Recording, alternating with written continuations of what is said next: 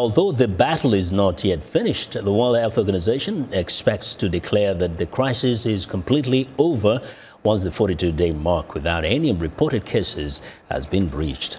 Staying there, the DRC, according to the World Food Program, 6.5 million people live in food insecurity in the Democratic Republic of Congo. This is largely due to low agricultural productivity and persistent violence in its volatile east.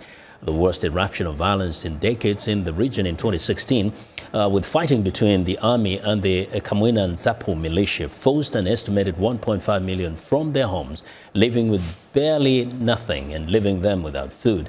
For more about food insecurity in the DRC, Claude Jibidar, World Food Program's country director in the Democratic Republic of Congo, joins me live from the United Nations in New York. Good evening, Mr. Jibidar. Good morning. Yeah. Now, here's the question. This situation of food insecurity has been going on for a long time. How would you describe it this year? Has it improved in any way compared to, say, 5 years ago? The situation overall has worsened, but there are places where a lot has been done, and we have seen quite some positive development. You know, one of the key problems is that the majority of the population in the DRC, the people living in the rural area, they eat because they cultivate. If they don't cultivate, they don't eat. They have access to cash because they are able to sell part of their produce. So if they go to a health center and they can pay $1 for a kid that is sick, it's because they have produced and they have been able to sell part of their produce. Now, when you have those people, those farmers, displaced from the fields, they lose just everything.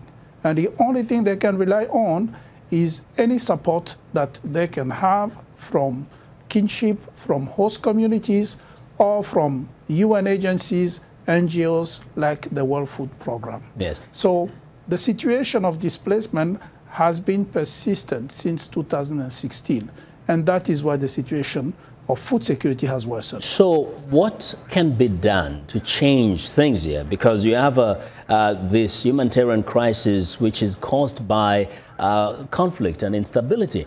How do you approach it? How do you help these people?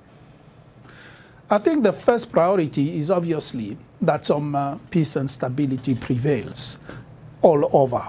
The second top priority is to help those IDPs go back home. Let us also understand that when we talk of insecurity, it does not mean that in a given area, it is totally impossible for people to return.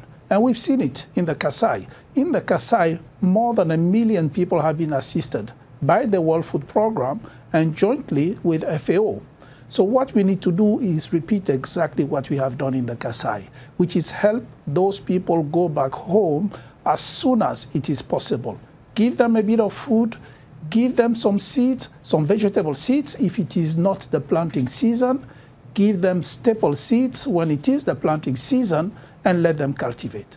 And it works. It has worked, and if we repeat it at scale, we can help people address their food security. Now, you know, yes, sir.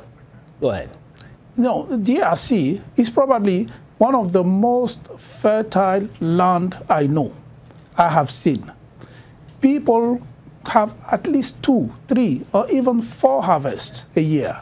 I often say, you cut your tomato, you clean your tomato, you throw the water, you come a month after, you have tomatoes that have grown. But here's the question and the challenge. Now that the political instability has been the cause for all this, do you see any meaningful efforts to bring that level of peace and security that can make people go back to their homes so that they can cultivate food?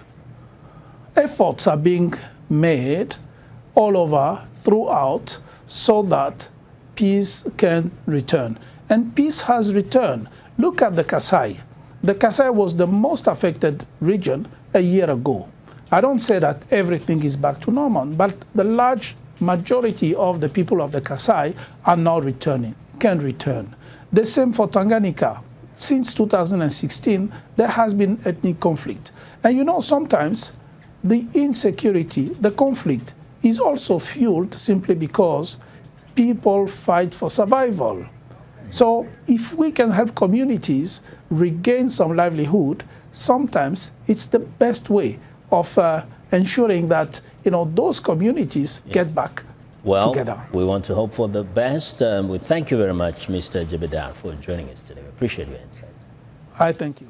That's Claude Jibidar, who's the World Food Programme's country director for the Democratic Republic of Congo.